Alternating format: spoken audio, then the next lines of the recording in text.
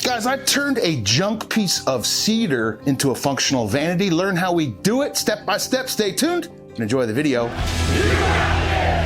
What's up, everybody? I'm Mitch with Stonecoat, and this is Ken Guerra, a local DIY hero and a regular here at Stonecoat Countertops. We're gonna turn these two pieces of cedar into a beautiful cedar sink. Step one, we're gonna level them using the slab jig. We have a router mounted. You can pick up the slab jig at our website. It's currently back after a year-long hiatus. Pick it up right now. These things are flying out the door. I'll leave a link in the description below. Let's get to work. I'll grab some screws. Okay. We'll secure this down to the table, level both sides, and then we're gonna grab some quick coat and glue it together. Let's say our slab table was double the thickness. Okay. And we only have so much depth here. So what we would do, like on my big slab jig table when I'm doing the jumbo tables, is I would just add like a 2x2. Whatever height I need to gain, I would add that here, screw it into my table. But this one fits perfectly. And you don't want to take too much material off at once. So I'm going about 1/8 to 1/4 inch. It's also depending on how hard your wood is. Cedar's pretty dang soft. Yeah, it's pretty soft. So we have a nice flat surface. Yeah, remember the rocket had? Oh, yeah. And I'm just trying to take the most minimal amount off as possible, because since we're nice and level, you don't want to shrink this bad boy down. Going with the grain, too. I'll pinch my plate in with my thumbs and walk the table down, move it, walk it back, move it, walk it. Okay. It's much better.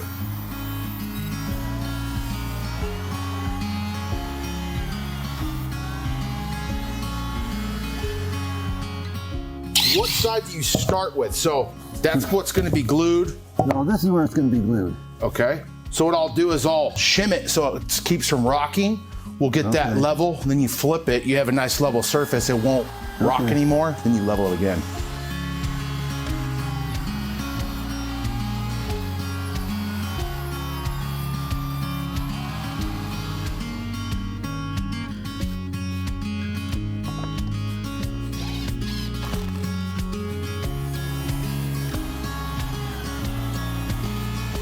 So what I do for this is right here feels like my lowest point. Okay.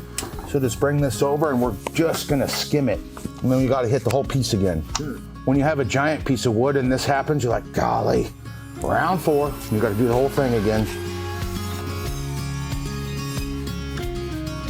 Yeah, that gives me plenty of room for my faucet. Should we clamp that bad boy somehow? You know what I did, Mitch, is I just put screws in each corner. We should drill it. Here's one. This is big enough.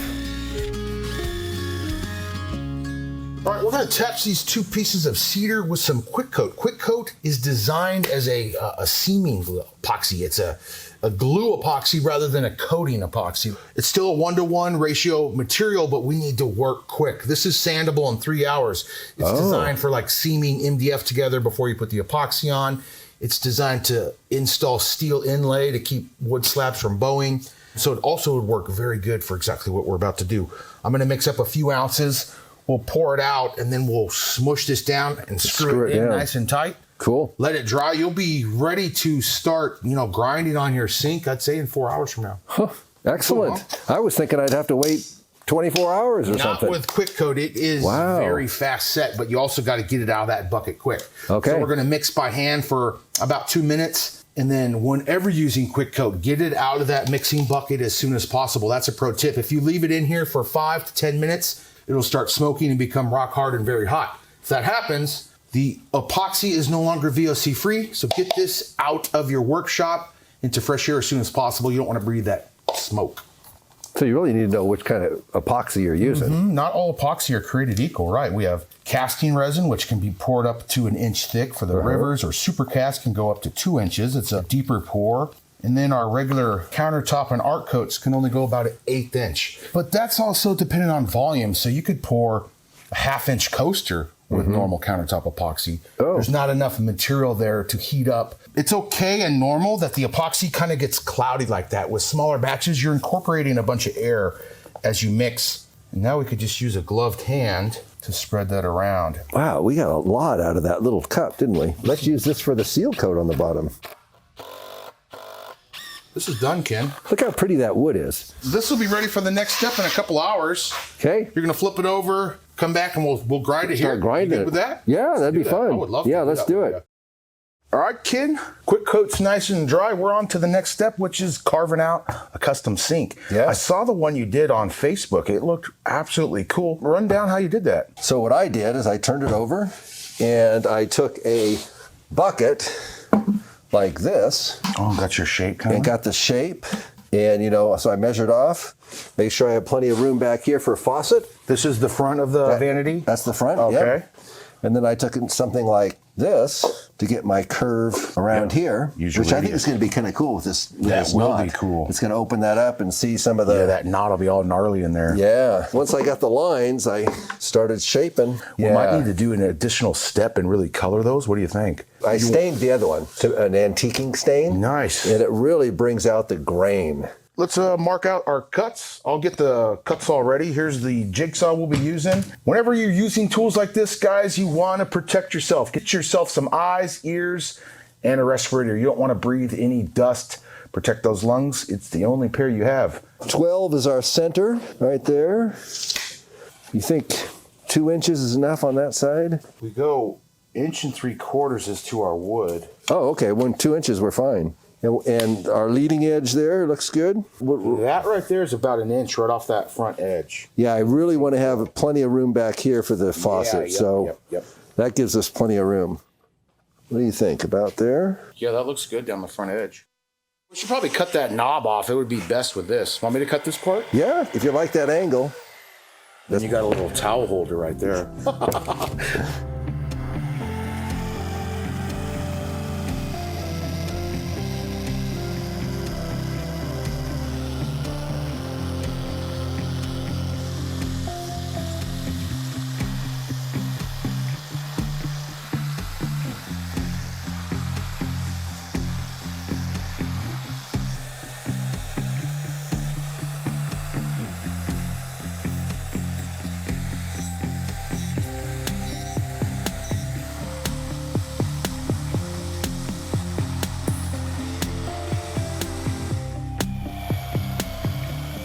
All right, guys, we're back. The next step, I got some more carving to do here. I'm gonna use my metal fiber sanding disc. It's like a 80 or 60 grit. I'll carve in like a little realistic wood edge here.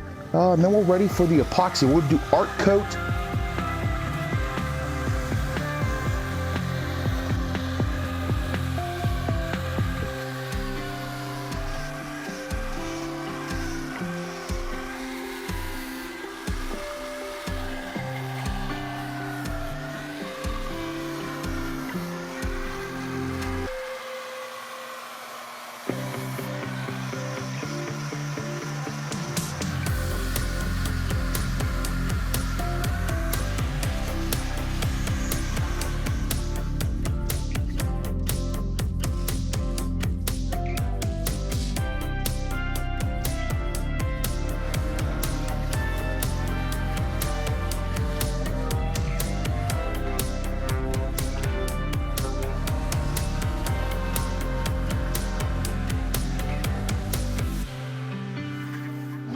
See that chatter?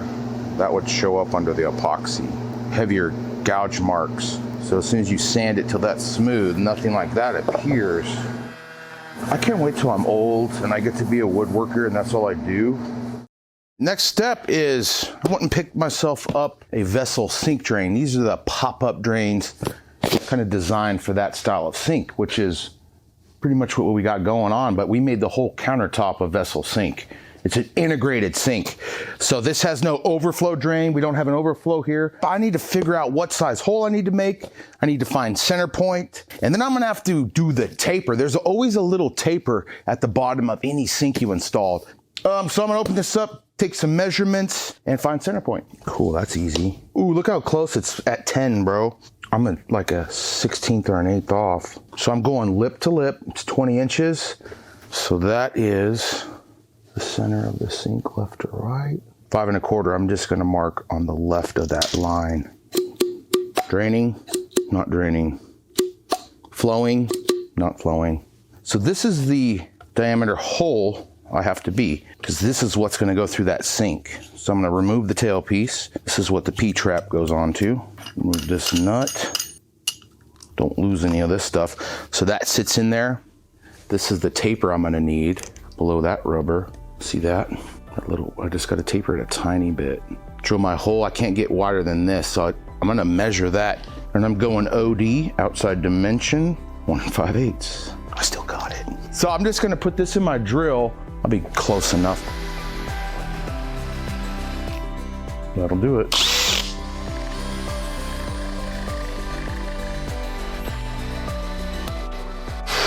Okay, that's particle board. It worked. It looks clean, don't it? Yay. Let me make a couple measurements. I figured I could just taper it by hand using one of these little drums. Plus I could probably give my little hole some more room for that rubber gasket. Okay, that'll work. These are like jumbo Dremels.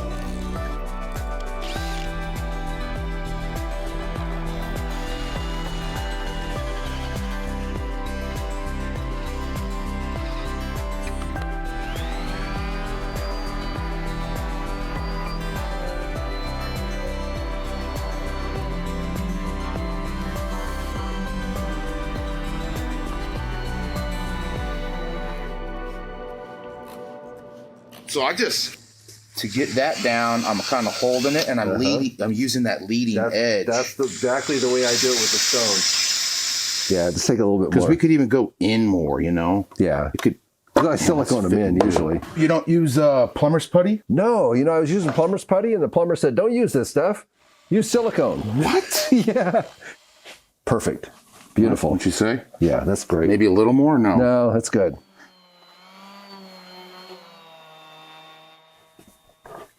Sweet. And you just use this stuff? I use that stuff, aged wood. Aged wood accelerator. You're leading the way here. You just wipe on, wipe off, stain, right? You want gloves or you good? I'm good. All right. So I'm gonna do this part first, I think. I've never used one of these on here, but. Want to just use a rag? No, that's all right. This is working. Yeah, you can't really mess it up. What you can mess up is putting epoxy over stain too soon. So you want to let a stain like this dry at least the manufacturer's recommended amount. But when I'm putting epoxy over stain, I'm giving it quadruple that amount. I'm going to let this sit overnight minimum to let that moisture escape. It looks good. I like the variation in color. All right, guys, we're back for the next step. My stain is fully dried. Important step. Never coat a wet surface with epoxy. Let that moisture evaporate before covering it with resin. The next step, we're mixing up about 1 ounce per square foot of art coat. We'll apply that with our gloved hands. This is gonna seal the wood. Air is gonna escape. That finish is gonna be filled with micro bubbles. We're gonna do 3 1 ounce per square foot coats, followed by a single 3 ounce per square foot coat. At that point, no more air is coming out of that slab. It's gonna cure glass smooth, extra hard, and really, really beautiful. So I'm just gonna pour a little bit up here and a little bit in the sinkhole. I'm gonna spread it around. That is pretty. Be sure to get the sink drain hole. And this is more than enough. We're just looking to hit those edges, the surface, and the sink bowl. And know that the sink bowl, any vertical part of the project is gonna be your thinnest section. Why? Because the epoxy self-levels. I'm probably gonna do an additional flood coat on this just to ensure that my sink bowl is well coated on those vertical edges. This is pretty much done. What I'm doing here is all the epoxy that's flowing down in the sink bowl, just kind of scooping it out because I don't need it. I mean, it's okay if it's in there. It's all gonna drain out anyways. I'm gonna come back with a torch, get rid of some of the air that I've mixed in, but then from there, this first coat is complete. That open grain will really, it'll almost drink in the resin like you didn't put any on there. Totally normal and okay for the first few seal coats. Look at all the bubbles coming out of that knot. Yeah, these knots are trouble areas. Any little knot like this, it's gonna suck in the resin, and it sometimes will pop all by itself, but little heat will pop that, break the surface tension and allow some of that resin to go in there. Same with on a crack like this. I'll pop any surface tension bubbles, dip my finger in the resin, just bring some in that crack. A lot of that's gonna soak in like we never did that, but we're just slowly filling up any of those fissures. That's all you can do. We'll be back tomorrow for seal coat number 2. All right, we're back. We're gonna do a little sanding. Totally normal for that first coat to be exactly in that condition. Just like that. That's air coming out of the wood. We're just gonna open up any bubbles But we've got bubbles all over the project. That's completely normal at this stage. This was our first seal coat. I'm just gonna open up any bubbles with 220 grit, and then we're gonna clean the dust out, and then we're applying a second coat. Very common for your end grain here to be completely dry on those first couple seal coats. Okay, let's clean off the dust with some isopropyl alcohol.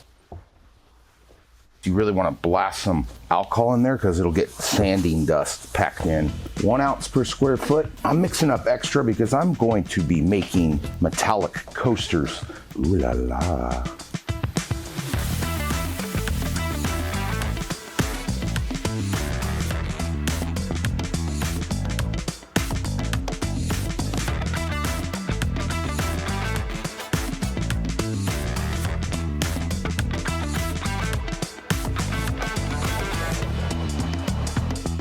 All right, we're gonna let that chill. It's gonna off gas, it's gonna do its thing. I'm not worried about little micro bubbles except for that one. Let this dry, we'll be back tomorrow for the third and final seal coat. I actually might do a fourth. Why? Because of the vertical sloping bowl, the epoxy wants to run off of there. So just like on a vertical backsplash, build it up, do multiple thin coats. So I'll probably do a fourth thin coat.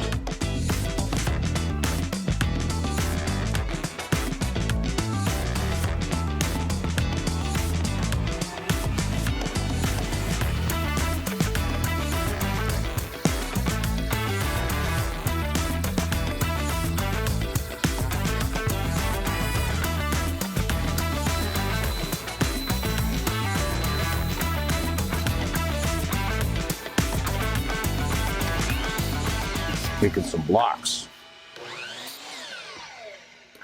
Okay, we got to drill a sinkhole in there and get some tape. Going right to the center of my drain. Well, we're not using this drain. Good thing it's black, because I've already installed that one with silicone. Cut the hole, sand, and do the UTC. The standard hole is 1 3/8. It's nice it has a pilot hole. When I did this in the granite industry, there's no pilot hole. So you literally have to start at an angle, plunge it in, stand it up, go down without that bit running across the countertop and go, is the customer around? Did they see that? Get the super glue. Did you know super glue is a patch for granite? It's a real thing. That's a trade secret. Shh, don't, wait, this is on YouTube. Tell everybody. They fixed granite with super glue. It's insane. So we have like a backsplash coming in.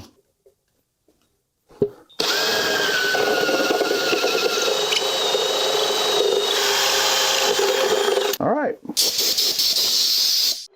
Ooh la la. Very pretty. Okay, let's do the UTC now. You can see how thick epoxy we put on. It's not very thick at all. When going glossy ultimate top coat, I like to bring my finish to 320. With 220, if you have any pigtails, curlicues that random orbital sanders will leave behind, ever so often you'll catch that under the glossy top coat. So that's why I go to 320. With the matte version, you'll never see 220 curlicues at all. So 220 for the matte, 320 when applying the glossy ultimate top coat.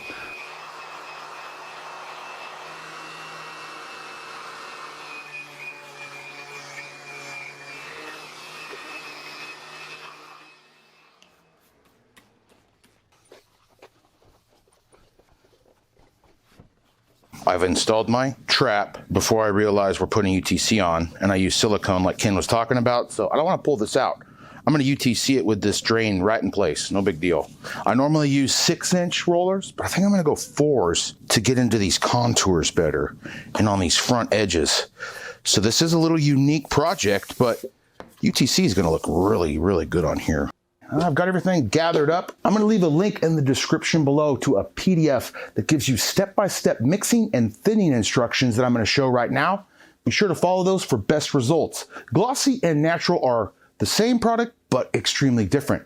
Glossy is very thick, the matte's a little thinner, so we're going to use different amounts of water to thin each product, so be sure to follow that PDF mixing instructions. I'm going to mix up my ultimate top coat, and then I'm going to add 0.5 ounces of water by volume of the amount of ounces I've mixed up. And then I'll mix again And then I'm pouring that into a paint pan, applying the wet product all over my sink bowl edges and front. And then I'll go to a dry roller and remove excess material, get a nice tight sprayed on looking finish. I gotta delint those rollers too. 1 wet and 2 dry. For every 1 wet roller I prep, I'm always prepping 2 dry rollers, but I bet I won't even need that second dry roller, how small this is. And you always wanna make sure your rollers are rolling well, which these are. See all that fuzz that comes off? This is a crucial step. If you don't remove this fuzz with some tape, that could end up on your finish.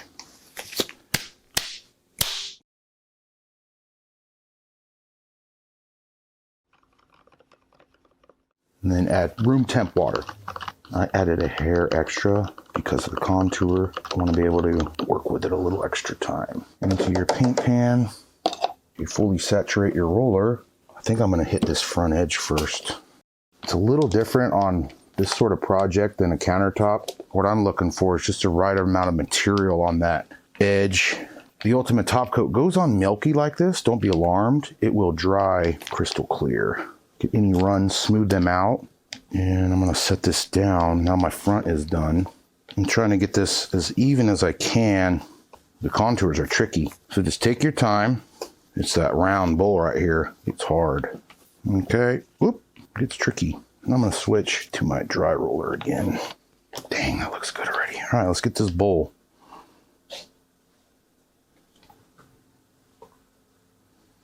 You got to keep it rolling without dragging. Bam, I think that's it. Dang, that looks good. The front look all right. It will clear up as it dries. It's already clearing up, man. These are usually throwaway pans, so that's why I use these cheapos, but a pro tip, this UTC will gum up your rollers. Give them a good spray of isopropyl and wipe them down. Otherwise, you're not going to use them again. Man, that's sweet looking. Let that dry crystal clear and we'll go install the faucet and then install it tomorrow. Thinner was better. Adding a little extra water gives you a little more working time with the product. And I think thinner is easier on those contours. However, I had to be gentle and ginger with that roller because the thinner material wanted to glide rather than roll. Subscribe right now if you want to see this project. We're going to be on site in Texas doing an entire hunting and fishing lodge. Floors, showers, countertops, windowsills, and more. Subscribe. We've got some amazing content coming. Guys, pro tip, if your body is sized anything like mine, best case scenario, put your faucets, tailpieces on your vanities before you have to crawl in a tiny little cabinet space. I was sent to Earth with special gifts and fitting in a cabinet is not one of them. So I like to hook up my faucets standing up. So also, I did this UTC lunchtime yesterday, right? It's morning time the next day. It's still pretty fresh, so I'm gonna work with this safely. Normally I'd wait at least 24. I want to line up this faucet dead center of my drain. This is a pretty faucet. Nice, this is perfect. And when I was laying out my hole, I want to bring it as close to my sink without hitting my round over as possible because I want to leave as much room in the back for a piece of backsplash. This faucet comes with a cool little tightener for the win. Bam, all right, let's go. I need to hook back on my tailpiece and my plunger. Just hand tighten that. I'm gonna get a wrench and just snug it. There's a rubber gasket in there that makes that water tight. So you don't wanna cut that rubber washer in there, then it's gonna leak. Ask me how I know. She's ready to install. I'm gonna remove that little guy that was temporarily there. And hear the whistle blow and Dinah won't blow, Dinah won't blow.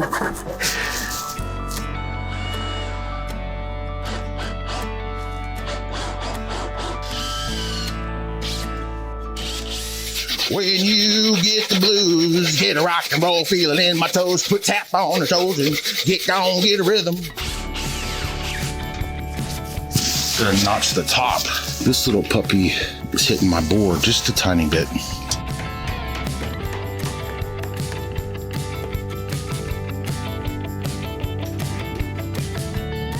Like a glove, man. That's awesome.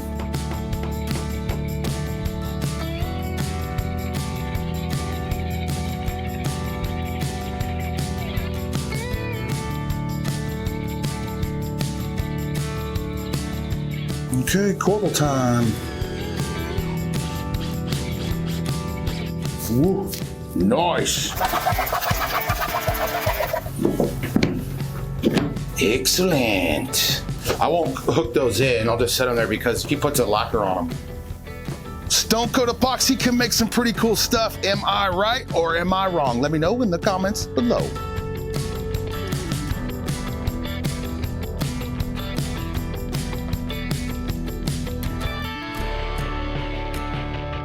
All right, guys, that's a wrap. I'll leave all those specialty tools in the description below, and carve yourself your own sink, and be sure to share it with us on our Epoxy Facebook group, Stone Coat Insiders. You better go join it. That group is epic. We're almost at 100,000 members. Be our 100,000th right now. Go join. You can create more than just countertops with Stone Coat Epoxy. I hope you learned some tips and tricks that are going to get you to create your own functional art using Stone Coat Epoxy. Thanks for watching, everybody. And don't forget, from Stone Coat Epoxy, you got this, and we'll see you on the next video.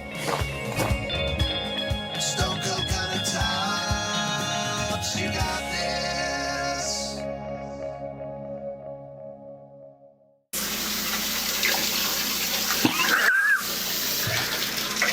Guys, this is Stone Coat Countertops, not Stone Coat Plumbing Tops.